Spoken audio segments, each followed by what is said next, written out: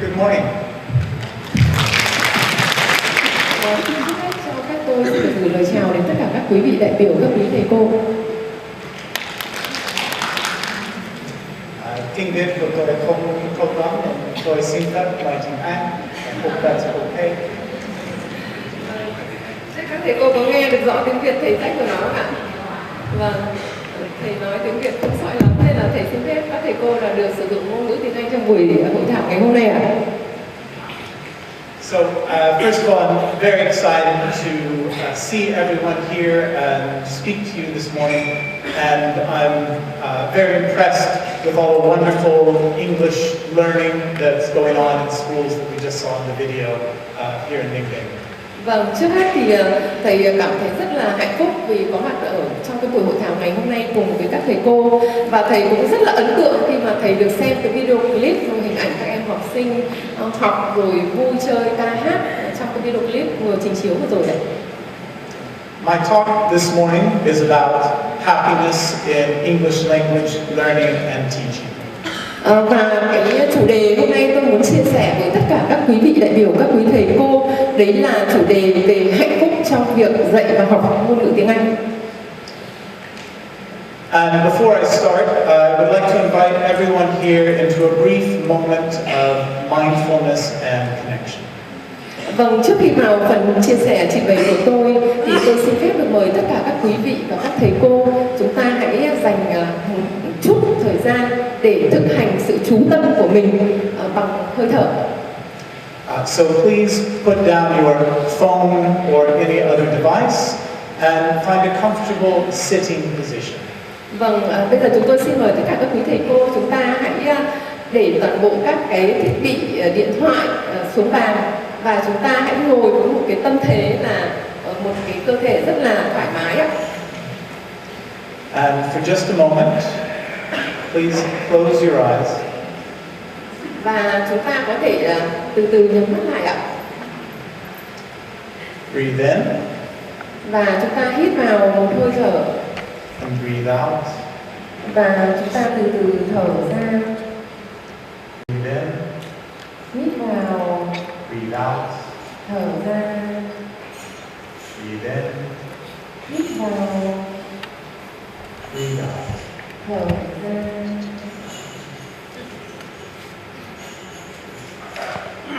Please open your eyes. Và bây giờ mời quý vị cùng mở mắt ạ. And turn and look at the person on your left. Và chúng ta cùng quay sang người bên trái của mình. And smile. Và nở một nụ cười thật tươi ạ.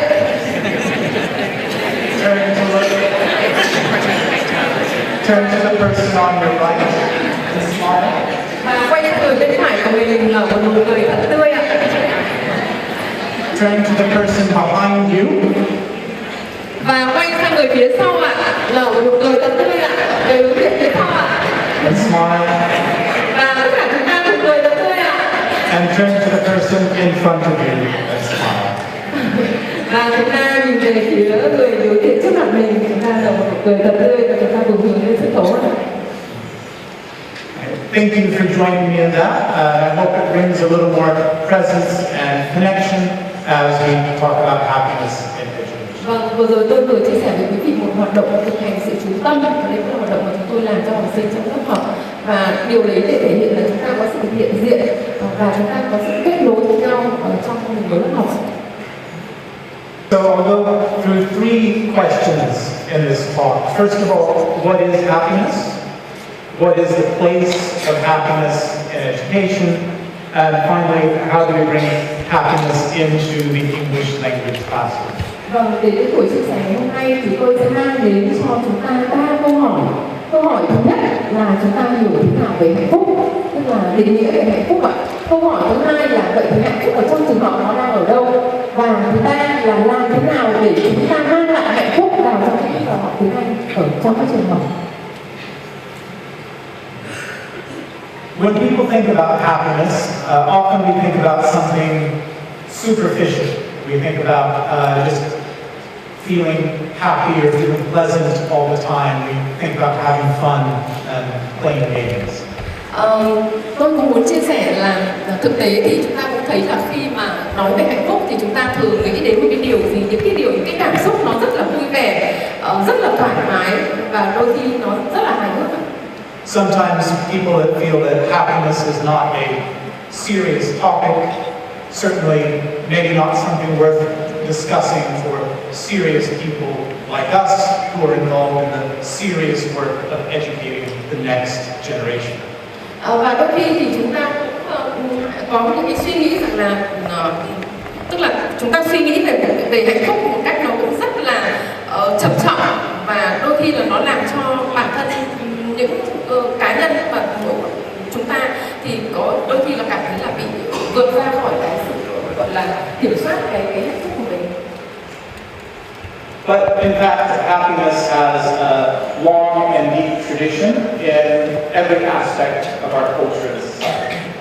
Vâng, thì tôi có muốn quay lại lịch sử một chút, thì từ rất lâu rồi, thì từ thời tức là về mặt cái quan điểm về triết lý về hạnh phúc thì đã được Aristotle định nghĩa. The Greek philosopher Aristotle wrote about happiness thousands of years ago.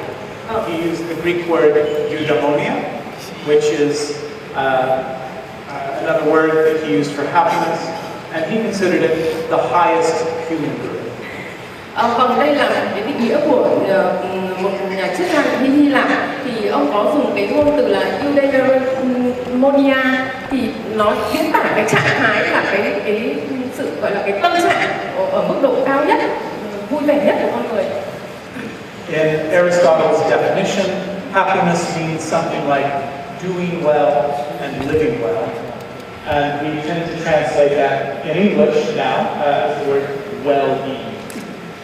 Và một cái yếu tố thứ hai khi mà ông nói về hạnh phúc thì đấy là khi con người có được công việc cũng như là cuộc sống thực sự là an lạc.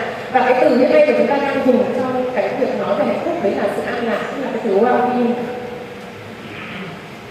Happiness also has a long tradition in politics as well. Và trong lịch sử chiều dài lịch sử thì chúng ta cũng nhìn thấy những định nghĩa hạnh phúc khác nhau. In my home country, the United States of America, happiness was enshrined in the Declaration of Independence in the 1700s.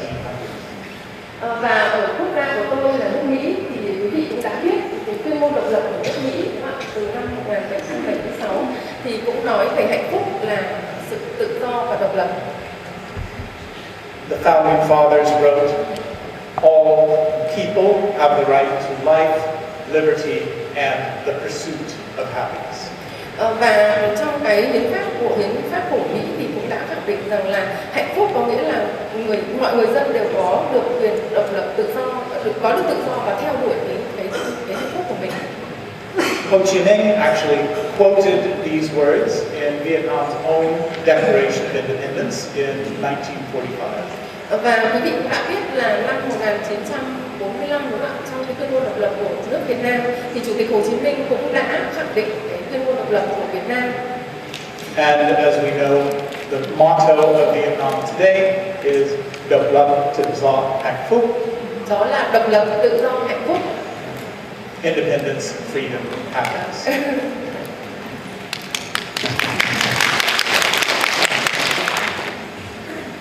And happiness has also started to receive a lot of attention from psychology. Và ở khía cạnh về tâm lý học thì chúng tôi cũng đã nghiên cứu và cũng nhìn nhận có rất nhiều cái quan điểm về hạnh phúc. In the 1990s, Martin Seligman, the father of positive psychology, began to write about happiness, and he uses the word flourishing. Và năm 1990 thì ông Martin Seligman là cha đẻ của cái thuyết về hạnh phúc, thì ông đã nghiên cứu và đưa ra một cái quan điểm về việc là về hạnh phúc.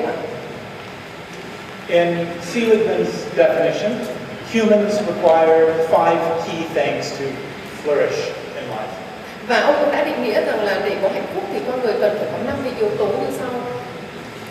Increasing positive emotions, as well as increasing engagement in our work and other activities. Thứ nhất đấy là chúng ta phải cố gắng tạo ra được nhiều cái cảm xúc tích cực trong công việc, và chúng ta khích lệ mọi người tham gia nhiều hơn trong cái công việc của mình. Developing positive relationships with ourselves and others. Và yếu tố thứ ba đấy là chúng ta phải cố gắng kiến tạo ra được nhiều cái mối quan hệ tích cực trong cái công việc và cuộc sống của mình. Finding meaning and purpose in life. Tìm thấy ý nghĩa cũng như là mục tiêu cho cuộc sống của mình. And accomplishing our goals by developing and using our skills and talents. Và điều cuối cùng đấy là chúng ta cố gắng đạt được những mục tiêu đấy dựa trên chính là tài năng và năng lực của bản thân mỗi con người. So we see that happiness has a long tradition in philosophy, in politics, in psychology. But what about education? Như vừa rồi tôi đã chia sẻ thì chúng ta đã thấy những cái định nghĩa khác nhau, đúng không ạ? Về hạnh phúc từ trong nghiên cứu khoa học cho đến chính trị và cho đến tâm lý học. Vậy thì hạnh phúc ở trong giáo dục là như thế nào? Recently, happiness has started to receive a lot of attention from international educators. Gần đây thì quý vị cũng đã thấy rằng là cái định nghĩa hạnh phúc ở trong trường học đã nhận được rất nhiều sự quan tâm của các tổ chức giáo dục quốc tế. But I also want to clear up some misconceptions about happiness in education. Và tôi cũng hôm nay tôi cũng muốn chia sẻ từ cái quan sát của tôi thì có thể có một số những cái mà quý vị đang hiểu làm rõ hơn với quý vị về cái định nghĩa hạnh phúc ở trong giáo dục ạ. Happiness in education is not simply letting students have fun and play games all the time in the classroom. We have an important responsibility to educate students, and sometimes that does require hard work. Vâng, vậy thì hạnh phúc trong giáo dục đối với chúng tôi nó không phải là việc là làm cho học sinh lúc nào cũng luôn luôn là vui vẻ. Bởi vì trách nhiệm của người làm nghề giáo như chúng ta thì chúng ta sẽ có trách nhiệm là giáo dục học sinh theo một cái giáo dục cho học sinh ở trong giờ học, ở trong trường học, ở trong một cái trạng thái là tốt nhất. Happiness is also not about avoiding challenge. It's not about making our tests or our schoolwork easy so that all students feel good about themselves. It's about helping students to meet those challenges and do difficult things. Và hạnh phúc ở trong trường học cũng không có nghĩa là chúng ta cứ làm khó học sinh và làm cho tất cả học sinh đều cảm thấy rất là thách thức, nhưng nó cũng không có nghĩa là làm cho tất cả các cái công việc ở trong trường học nó lại dễ dàng, mà nhiệm vụ của chúng tôi là tạo ra được sự cân bằng cho học sinh trong quá trình học tập. And most importantly, happiness is not about avoiding or suppressing negative emotions. It's not about asking students to pretend to be happy all the time. It's about helping them to understand, accept, and manage difficult emotions like anger or sadness. Và hạnh phúc ở trong trường học cũng không có nghĩa là chúng ta né tránh, chúng ta phải chịu đựng tất cả những cái cảm xúc gọi là tiêu cực, mà quan trọng nhất đấy là chúng tôi cũng tạo ra một cái môi trường để cho các em học sinh biết cách điều tiết và kiểm soát được những cái cảm xúc khó, những cái vấn đề khó trong nhà trường. UNESCO, the United Nations organization, has in the last few years begun an initiative to promote happy schools around the world. Và UNESCO là một cái tổ chức về giáo dục và xã hội văn hóa của Liên Hợp Quốc thì gần đây cũng đã thiết kế ra được cái mô hình trường học hạnh phúc, khung chương trình trường học hạnh phúc. According to UNESCO, a happy school is a place that supports the learning, health, and well-being of individuals, families, and communities. Và theo định nghĩa của UNESCO thì một trường học hạnh phúc là nơi mà ở đó học sinh thầy cô được hỗ trợ về việc học tập, về vấn đề sức khỏe, về vấn đề an lạc của mỗi một cá nhân, mỗi một gia đình và cộng đồng. And they identify 4 pillars of a happy school. Và để xác định và nhận diện được trường học hạnh phúc của chúng ta thì sẽ có 4 cái trụ cột như sau. Process, people, place, and principles. Đó, đầu tiên là vấn đề về quản trị hệ thống, thứ hai vấn đề con người, thứ ba là vấn đề môi trường.